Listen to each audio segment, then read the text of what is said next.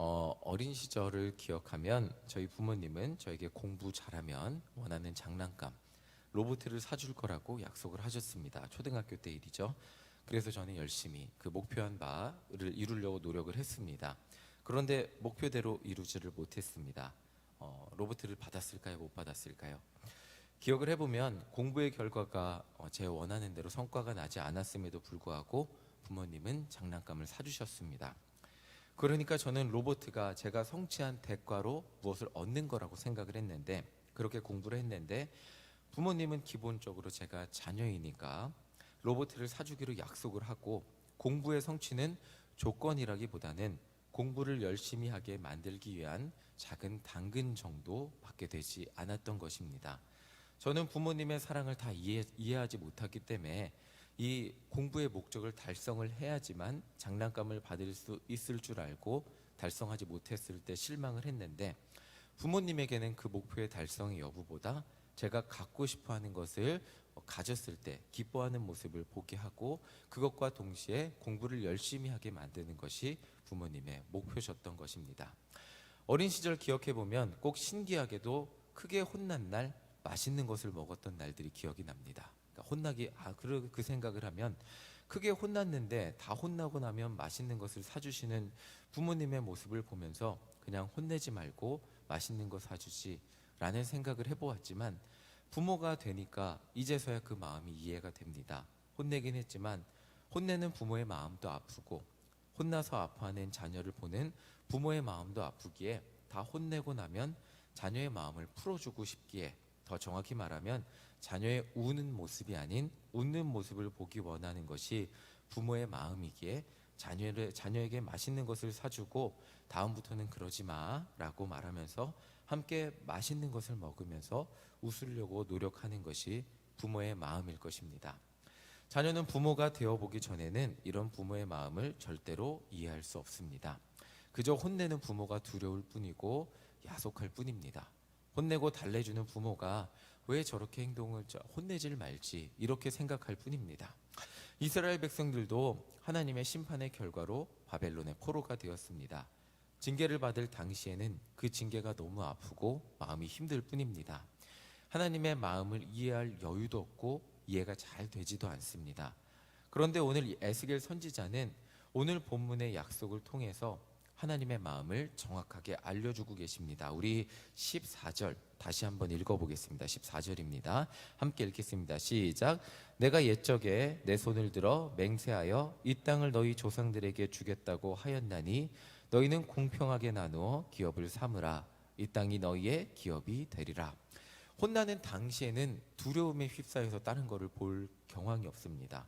하나님이 화가 단단히 나셨구나. 이제 하나님이 우리를 버리시면 어떻게 하지? 우리가 죄를 너무 많이 지었으니까 하나님이 나를 더 이상 사랑하지 않으시면 어떻게 하지? 이런 생각이 들면서 하나님의 진노와 심판이 두렵게 느껴질 뿐입니다. 그런데 하나님은 에스겔 선지자를 통해서 이렇게 예언하게 하십니다. 징계와 심판이 끝이 아니다. 징계와 심판의 끝에는 회복이 있다. 그 회복의 근거는 그냥 내가 너희들을 혼냈으니까 잘해줄 거다 이런 게 아니고, 그 근거는 하나님의 약속이라는 것입니다. 자, 14절에 처음에 보면 내가 옛적에 내 손을 들어 맹세하여 이 땅을 너희 조상들에게 주겠다고 이렇게 말씀을 하십니다. 나는 너희 조상 아브라함에게 한 약속을 잊지 않고 있다고. 너희가 죄를 지었음에도 불구하고 그 약속은 오늘날까지도 유효하다고 말씀하고 계신 것입니다. 하나님이 아브라함에게 약속하신 것이 두 가지였어요. 그것은 불임인 사라에게 주실 자손과 그 자손들이 하늘의 별만큼 많은 자손들이 살아갈 땅, 기업을 약속하셨습니다. 이스라엘 백성들은 에스겔 선지자의 이 선포를 들으면서 하나님이 아브라함에게 하신 약속의 말씀을 떠올릴 수밖에 없었다는 거예요. 이 땅에 대한 약속을 들으면서 이스라엘 백성들이 가질 희망은 단지 선지자가 말하는 예언, 지금은 힘들어도 앞으로는 잘 될 거야, 이 정도가 아니었다는 거예요.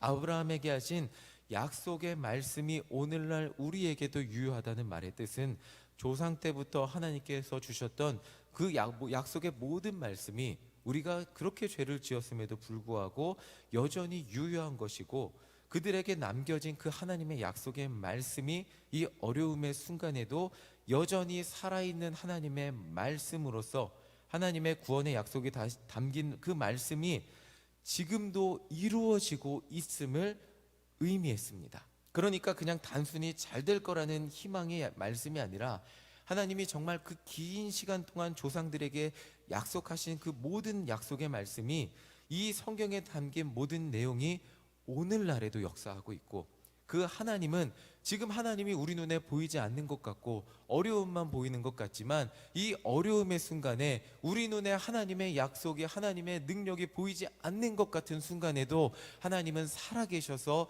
그 약속을 이루고 계신다는 것을, 그리고 그 약속을 결국에는 땅의 회복이라는 모습으로 이루어 주실 것이라는 희망이 담겨 있다는 것입니다. 자, 21절 우리 다시 한번 읽어보겠습니다.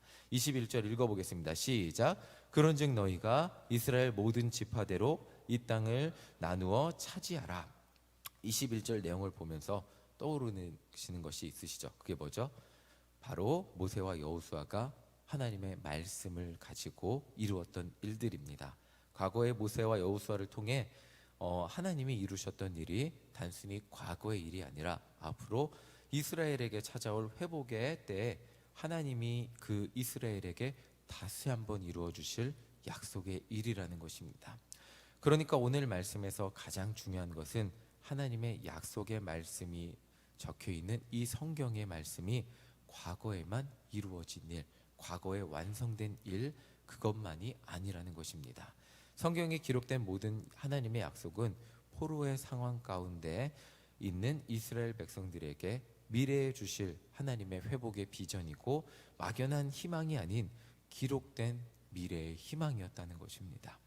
에스겔 선지자는 오늘 이 예언을 통해 징계를 받는 입장, 혼나는 입장에서는 이제 하나님은 죄인인 우리를 버리시고 우리를 사랑하지 않으시면 어떻게 할까, 이런 두려움을 가진 이스라엘 백성들에게 두려움을 사라지게 하는 것은 물론 단지 하나님을 감정적이신 분, 화내고 잘해주시는 그런 분이심을 넘어서서, 훨씬 넘어서서 하나님은 인간의 어떠한 죄악에도 불구하고 인간이 너무 많은 죄를 지어서 하나님이 그 약속을 지키지 않아도 되는 그런 인간의 죄 때문에 하나님이 약속을 지키지 않아도 됨에도 불구하고, 그것을 넘어서서 그럼에도 불구하고 하나님은 이스라엘 조상들에게 하셨던 약속을 어떻게든 이루어내시는 분이시라는 것을 보여주는 말씀이라는 것입니다.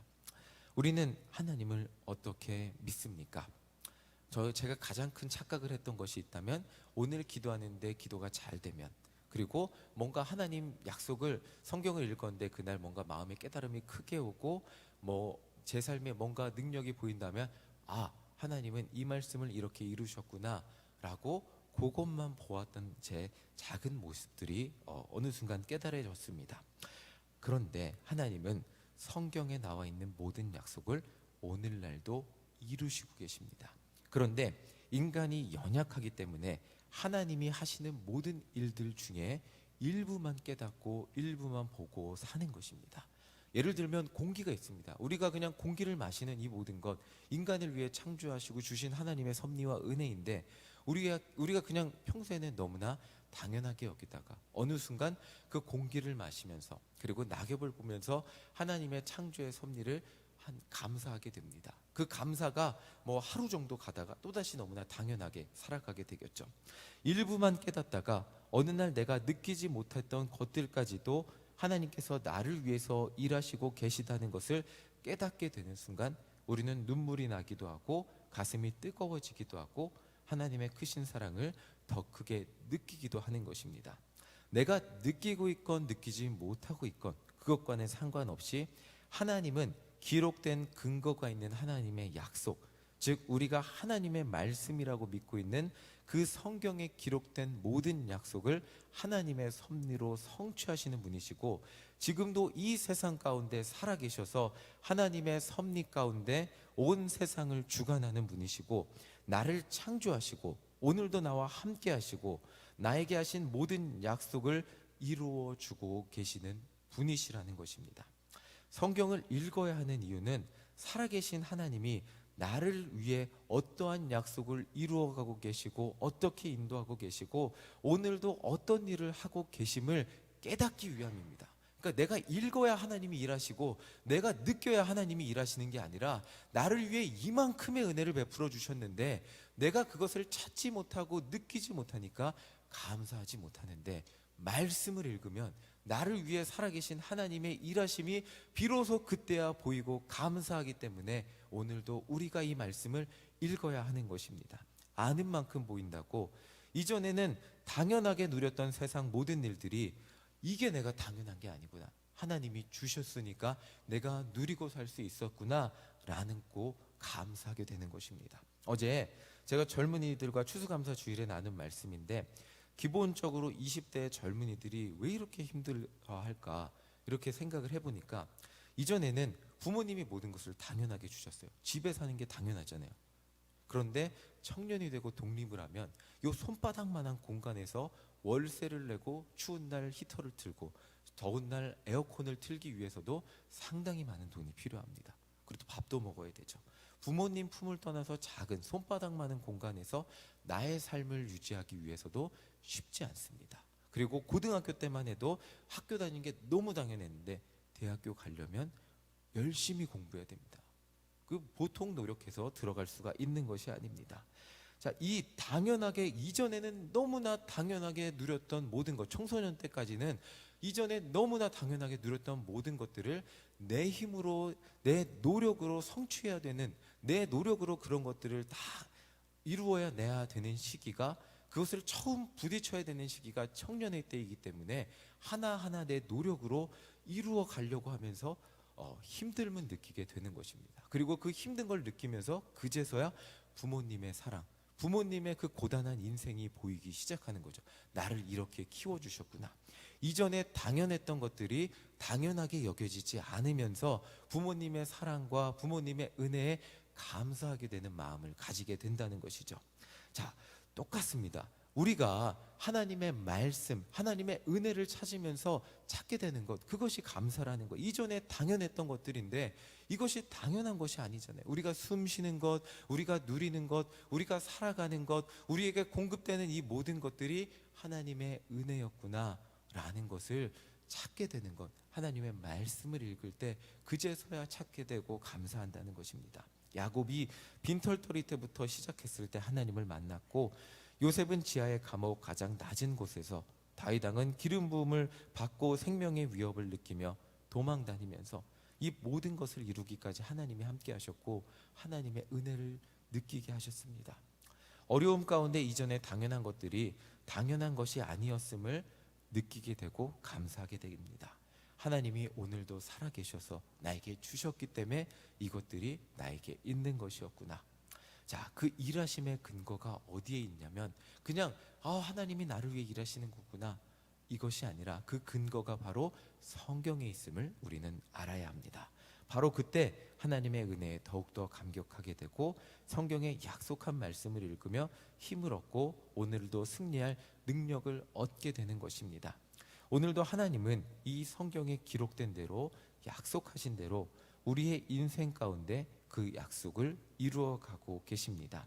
그냥 하나님이 힘 주실 거야, 괜찮아, 잘 될 거야, 이것이 아니라 말씀에 근거가 있기 때문에, 하나님이 말씀하셨기 때문에, 하나님의 말씀은 현실이고 하나님의 말씀은 우리 삶의 능력이고 하나님의 말씀은 내 삶에 이루어지고 이루어질 그 하나님의 능력이기 때문에 우리 삶의 승리의 근거가 되는 것입니다. 그렇기 때문에 성경의 말씀이 이렇게 선포하기 때문에 어떠한 어려움에도 우리가 승리할 수 있는 것입니다.